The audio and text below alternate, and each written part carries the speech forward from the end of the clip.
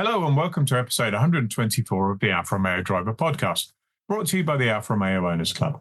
I'm Guy Swarbrick, and with me this afternoon to discuss the UK's biggest Alfa event by far, I have Club Chairman John Griffiths, Club Manager Nick Wright, and Club Secretary David Faithful. Good afternoon, gentlemen. Good afternoon. Good afternoon, Guy. So this is our 6th annual National Alfa Day preview podcast. We didn't have one in 2020.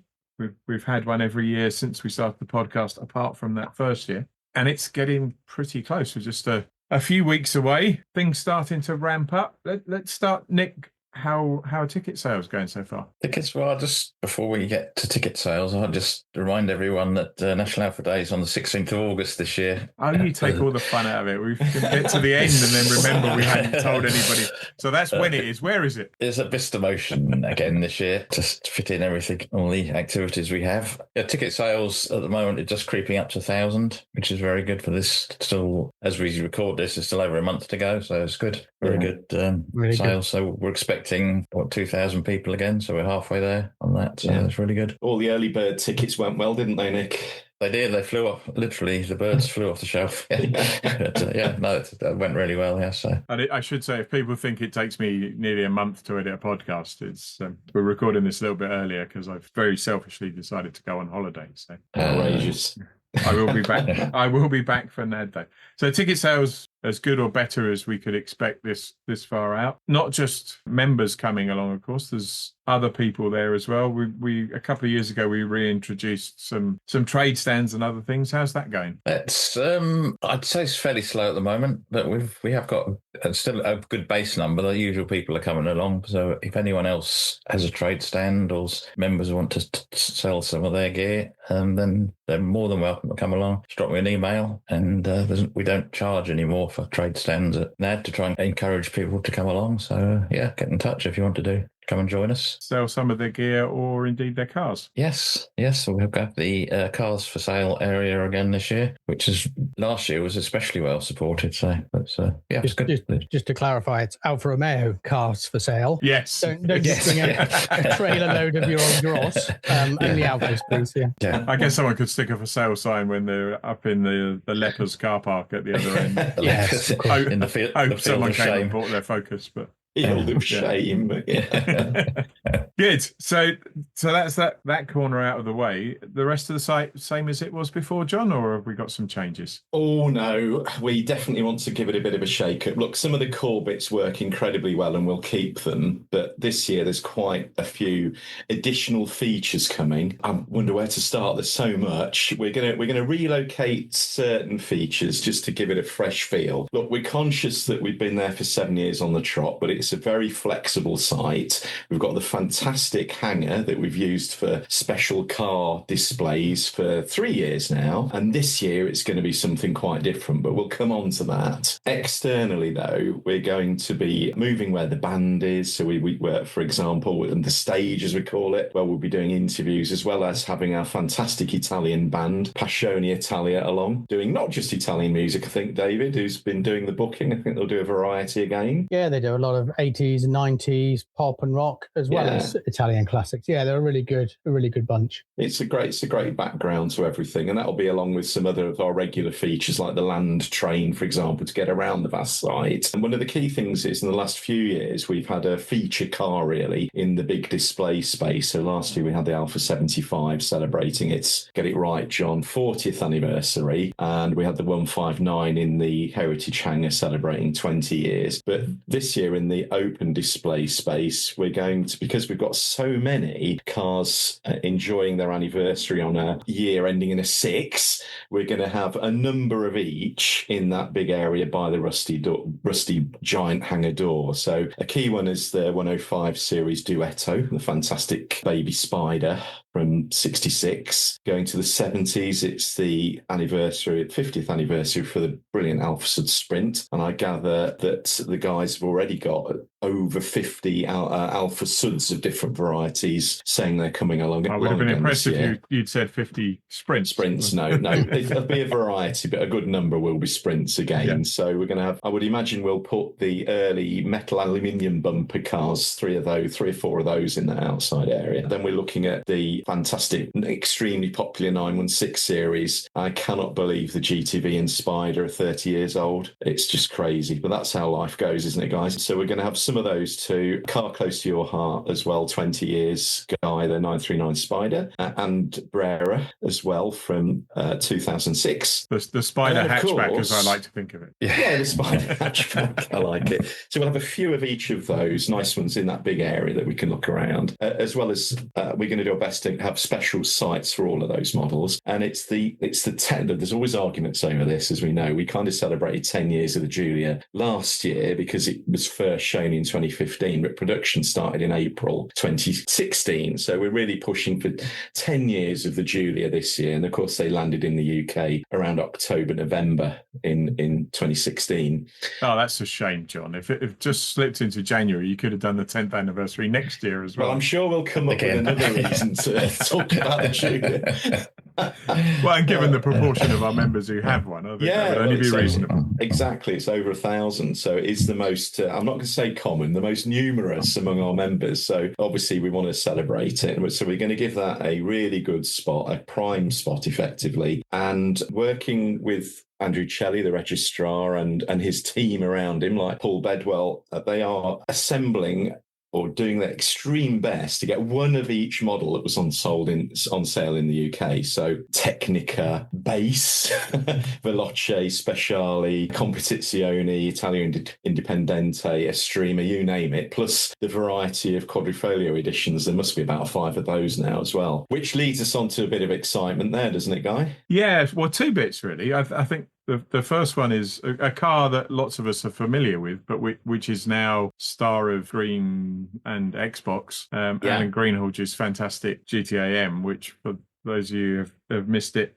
has appeared in the latest update pack to Forza Horizon 6. Yeah. So completely modelled on Alan's car, exactly the same livery, even right-hand drive. Yeah. So if you've been to National Alfa Day over the last couple of years and seen that car and thought, oh, I wish I could drive that, you now can. All you need is an Xbox or a PC and a copy of Forza Horizon 6. And then the very latest version, I think at one point they said it was the fastest version of the Giulia Quadrifoglio ever. They're now saying the most aerodynamic. Right. Given it's the same engine, most aerodynamic and the same engine, should end up somewhere out in front, is the Luna Rossa. So this is the collaboration with the Italian America's Cup sailing team with a very interesting split rear wing that's supposed to look a little bit like the Outriders on the yacht. Yeah. So I've got that on the Friday and Saturday before National Alfa Day to appear in the next issue of the magazine. I'm driving that straight to Bicester to stick it on display with the rest of Alfa's demo cars that they're bringing with them. We're going to have some special cars representing certain eras or anniversaries rather, but we'll also, this is we've spoken about people, but this is very much a cars thing as well, of course. I think with our club, we've always wanted National Alfa Day in particular to feel that when you bring your Alfa, you're part of the show, not just coming to see special cars, but special cars are rather key to it all as well. We love seeing pre-war machines and unusual Alfas, and we're promised a good volume of them again this year. Also by moving some of the cars around from the engineering zone to the airfield side this time as well, things like ES30SZs, it'll give it a fresh feel too, with special cars being in the centre of it all too. I know one of the things that members love is, it's Alfa's motorsport heritage on a global basis and an international basis, but also at a club level. So one of the highlights for me is always seeing the Alfa Championship cars there. And I know a lot of small kids and big kids get quite a buzz out of actually, being allowed to climb into a proper racing car. Oh, yes. That's there on display. And the ARIC series, as people have seen from the magazine, is going from strength to strength this year, having invited non-Alfa Romeos to take part. Up until now, it had only been Alfa Romeos that won. We did have a Maserati win last weekend at Brands Hatch. What's interesting about that is he would have been racing in his 4C. It's Mike Hilton who used to used to take part in our sim racing series, but his 4C's been off the road waiting for a new sequential gearbox. So he pulled a 20-year-old Maserati out, won, and then went to do the Goodwood We've all Festival got of one. Speed. We've all got one. Who hasn't got an Who hasn't got a X1 Maserati? make series Maserati Gran Turismo sitting in there? Brilliant. Ready to go. Remember Jamie Porter saying a few years ago he had his 4C there and he was letting the kids sit in it and everything. And this kid got in and he was looking at his dad and the kid touched the steering wheel on the car, which of course wasn't clipped on properly. So it came off in his hand and the kid and the dad both thought they'd broken the car. Brilliant. I managed to get into that car at the Donington Park round in May. Getting out again was another question. Yeah, well, you got to try that with a crash helmet on as well. Yeah, it's even more of a challenge. Yeah. Nice retailer presence. I nearly called them dealers. Christina Perry from Alfa Romeo would be very upset if I called them dealers. So we've got a couple of retailers there, but we've got some other club partners as well, Nick. We have indeed. Our friends at Pirelli Tyres are coming along to join us once again this year. They'll have their F1 simulators together with their team of technicians. So anyone got any queries on tyres or anything, they're very, very knowledgeable and friendly people. And they're very kindly, again, they've offered us a set of tyres for a member to win, which is up to, I think, £1,500. And that'd be done on a draw on the day, open to any members who are on site, and so they can win those. Yeah. Can you make sure that you make sure I'm in that again, Nick? Because it's not unusual. Ticket yet, John? It's not unusual for an organiser to win a ticket, is there? Win a prize, Well, and I like the only qualification is you have to be a member. It's not like the Alfa Romeo not World Cup winner Stelvio competition where you had to be a UK resident eligible to play for the Italian national side who bought an in-stock Stelvio on a day that Bosnia-Herzegovina were playing for delivery by the end of July in cash. And left-footed as well. Yeah. I'm not clever enough to run a competition like that. Nah. I've got a very I think the clever thing was that nobody was ever Yeah. going to win it, so they didn't.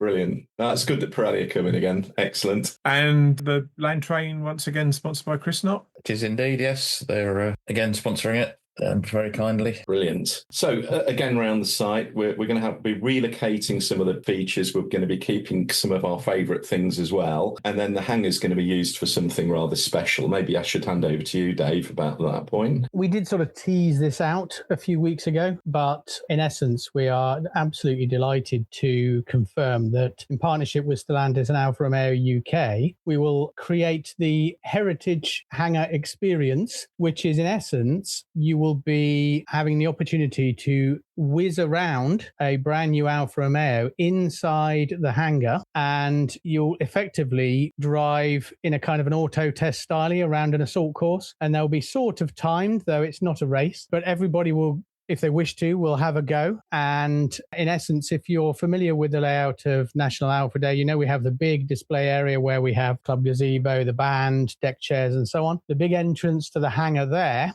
is where the auto test will start, and you can sign up and have what'll probably only be a couple of minutes scooting around the hangar in a brand new Junior. The way that it will work is you'll have sort of a test go, a trial run, and then you'll have a couple of timed runs, and there'll be a leaderboard as well. But yeah, so this is in partnership with Alfa Romeo. So it's not timed, but you'll do 2 timed runs with the leaderboard. I was going to say, we need to be slightly cautious here. It's not a competition, I think. Is no, exactly. So for a number of regulations and liability issues, it is not a race and it is not a competition.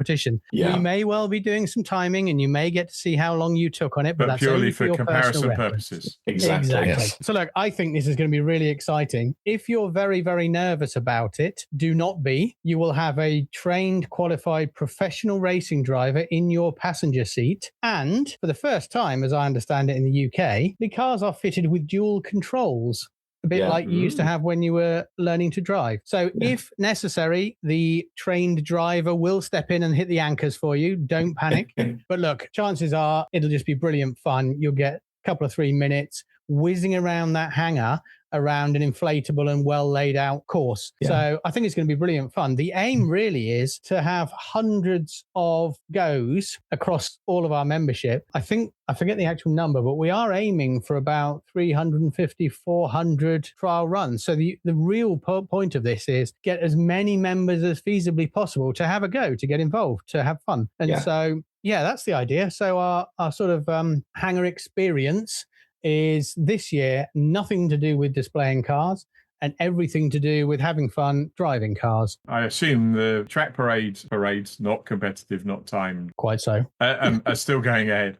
They absolutely are. So if you've bought your ticket, you still have the opportunity in most models to book your slot on the track as well. And so I forget how many we're running. I think we're running 11 track slots, but you book the track slot when you buy your ticket. If you bought a ticket and you forgot to get a track slot, you can email Nick and he can add the track slot as long as they are not all sold out. But if they're showing us sold out on our website or on the ticketing website, sadly, you've missed the boat. However, again, slightly different this year. Members will know that, again, not our fault. As part of BISTA's liability, everyone, whether they're a driver or a front seat passenger for the track event, has to sign the liability form and so on. And of course, we have to do a similar thing if you're going to be whizzing around in the hangar. So we've actually partnered with Stellantis, and we have now got a much more advanced sign-on and liability process. So anybody who's booked themselves on one of the track slots, you will receive an email in the coming weeks, at least a week or two before National Alpha Day, with a QR code or barcode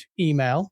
Bring that along with your smartphone. And when you arrive, there's going to be 4 or 5 people with iPads, and they will scan your barcode, and you'll be given a wristband that can apply to both the track and the hangar use and so on. So we are conscious that, and look, there's been nothing we can really do about it in previous years. We're conscious of the sort of 10, 15-minute effort required for all members who want to go on the track to have to come and prove that they signed the form, and for our volunteers to hand over a wristband and so on. So we'll still have to have wristbands. That is a requirement of the site. But the process of getting it, we're trying to automate and make as slick as possible. And again, when you go up for your slot on the track, you'll just, all the track marshals are doing are ensuring that you've got a wristband on, that you and any front seat passengers have already got a wristband. So we've taken the stress away from getting on the track, and we've tried to boost the situation of getting a wristband by having more people, automated barcode scanning, and iPads. So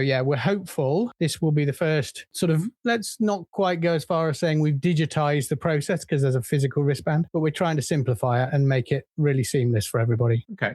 So that's the high-speed action controlled parade, high-speed action on the track. The other end of the scale in terms of activity, the polishing end, is the show and shine and the concours. So how's that shaping up? Yeah, so the invitations are out there for members to join up online, aren't they, Nick? They are indeed. And we've got John Timms and Andrew Stevens all geared up to get the concourse side running, and Mark Gunston and team are going to look after the show and shine. So if people have got queries around that, really, concourse is about presenting a car in wonderful standard format, and show and shine is really for cars that are modified away from standard, and also for newer cars this year. We're extending show and shine up to 3 years old, and anything can enter it. So we've got various categories across most. For the concourse, again, they tend to be kind of 10-year categories going way back, and I think up to a maximum of 10 years old. Nick can correct me if I'm wrong there, but no, you're not wrong. But we do really want to encourage people to enter their cars. It astounds me. Take Spring Alpha Day this year. The quality of preparation of the cars that came along there was phenomenal back in May. And we're always lacking in cars entering, certainly in the newer categories as well. So please, if you've got massive pride in your 916, your 939, etc., then please get yourself entered. It really adds to the day. It's a lot of fun. It's not onerous. You can turn up, give it an extra titivation, polish, whatever, and then there's some very friendly guys that will come and judge your car, tell you bits that you can make better, and you could be in for a nice award. And we've got some lovely prizes coming. I believe Revive, our friends Mark Knight at the detailing company is going to sponsor a number of those prizes prizes. We've got our local dealerships, Unity, coming along, and Research Garage from Nuneaton will all be there this year, and they'll be providing prizes too. But yeah. And of course, if people want to know what's involved, and the last month's episode of the podcast, episode 123, featured last year's winner and the owner of last year's winner. Yeah, Gary Plum, yeah.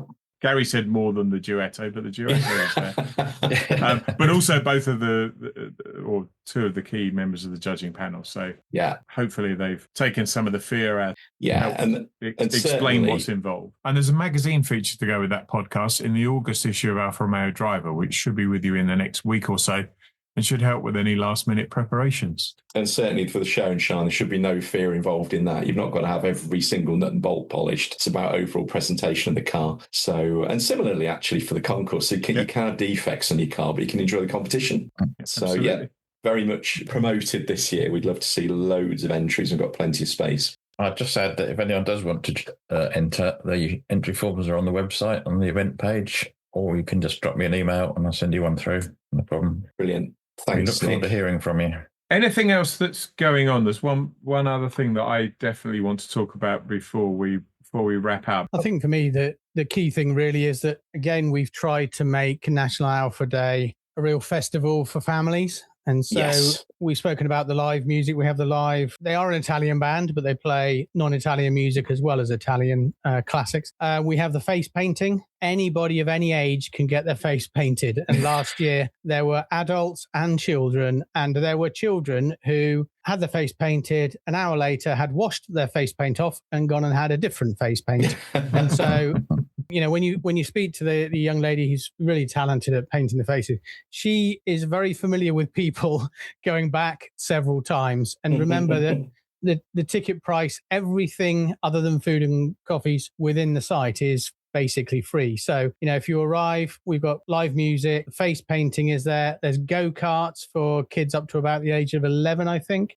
For the younger toddlers, we have the ride-on team again. So there'll be 25 odd ride-on toys for toddlers up to the age of 5 or 6. Yeah, and John mentioned the land train. So obviously for tiny legs and elderly legs, you know, Bista's a huge site, pretty tricky to get around the whole thing. So again, you know, our friendly land train driver and conductor are very familiar with people taking 5 or 6 trips around on the land train. So it's not a problem. And I really do want people to, you know, proactively decide to bring their families along, to bring their kids along, because it isn't one of these turn up and all the kids have got to do is look at shiny cars that they're too small to understand. There's lots of things for them to do, and it really is good fun for the kids. We do speak to parents every year, and I've spoken to them individually to you know, get some feedback, and they all say their kids absolutely love it. They'll definitely come back. But I still think there's a large number of people who don't think that National Alpha Day is somewhere that kids will be interested in, and I just don't think that's true nowadays. It really is a fun day out for the whole family. Yeah, of course, there's an entirely selfish motivation for us doing that. Yes, we want people to go away happy, but we also want those kids to be coming back in 15 or 20 years' time driving an Alfa. Absolutely. Because they're full of childhood memories of having such a fantastic time at National Alpha Day. And we mentioned track driving as well. There's no additional charge for that either to go in that parade. And some people absolutely love that. For many, it's the first time they've ever driven on anything like a circuit, and they come off buzzing. They absolutely love it. So that's another great opportunity in with the price. I'll do another thing as well. We've got the band that forms a stage. So it's the intention for us to interview some luminaries on there as well. We won't say exactly who, but there'll be various people with the club background and things related to Alfa Romeo in general. We're hoping to have one particular person on there. I won't mention his name at this point, but who has probably had more involvement with Alfa Romeo in the UK from a manufacturer perspective than pretty much anybody in the Mark's history. The amount of time he was there. So recently retired. So that'll be really good, and we'll have club luminaries as well. So lots of additional things to enjoy while you're sat in your deck chair having an ice cream. So I guess from an event perspective, almost the definition of success is everybody kind of goes to National Alpha Day and goes away again and doesn't even think about how it's run and what's involved, because everything just works and it looks like it must be a doddle to organise. Leaving aside the planning that you guys get involved with, there's a huge amount of work that happens on the day as well, isn't there? Yeah, and we owe a big debt of thanks to the volunteers that we have as well. So I must mention that, we get nearly 50 people involved in marshalling, the administration of the track activity, signing up members, you name it. And they're mainly from Thames Valley and East Midlands, but also some of the other surrounding sections. But that's really important. We've got a fantastic volunteer in Mike Stark that organises the track activity, and he's got 2 marshals coming this year as well. So, this is all about volunteer effort, and we really, really thank them. Okay, so we're coming to the close of the podcast. A couple of things. Some people will be on holiday, some people won't be able to make it for whatever reason. My pedestrian drone footage, and literally me walking around following the drone, will be up sometime after the event, but we'll also have Nathan and Debbie will be there doing the biggest event video they've done so far this year. So if you can't make it, you'll get a good sense of the flavour from that. And of course, friend of the podcast and long-term supporter of the club, Michael Ward from Auto Italia, will be there taking hundreds of photos for those who missed the event and those who were there and want to look back at it. If you make a last-minute decision, Nick, how long are tickets for sale? Tickets are for sale right up to the day, guys, so people can wake up in the morning if they live locally, decide to come along. Assuming they haven't sold out. Yeah, I assume we haven't sold out. There's loads of room there, as we know. But and any non-members who are coming, why not join the club first, and then you can buy a member ticket and save yourself some money, save yourself queuing up on the day to join as well. It pays a significant chunk of your annual membership, effectively, doesn't it? Absolutely. Yeah, it does that saving, sure. Brilliant. Okay, well, as I mentioned earlier on, the reason we're recording this so early is I'm going on holiday, but I am back in time. So I will see you all at Bicester Motion on the 16th of August. Brilliant. And you look after that Luna Rossa guy, for goodness sake. Yes. Yeah, I am conscious of the fact that I've got to get it there in one piece. Yeah, very much. Yeah. Well, John will be detailing it on your arrival, so try not to get it too dirty. He's going to have to bring even more products with him because it's got a very shiny metallic finish and a matte black finish and lots of carbon. And there's a challenge. Don't open that hornet's nest. Yeah. Brilliant. Thank you very much, gentlemen. Thanks everyone. Thank you.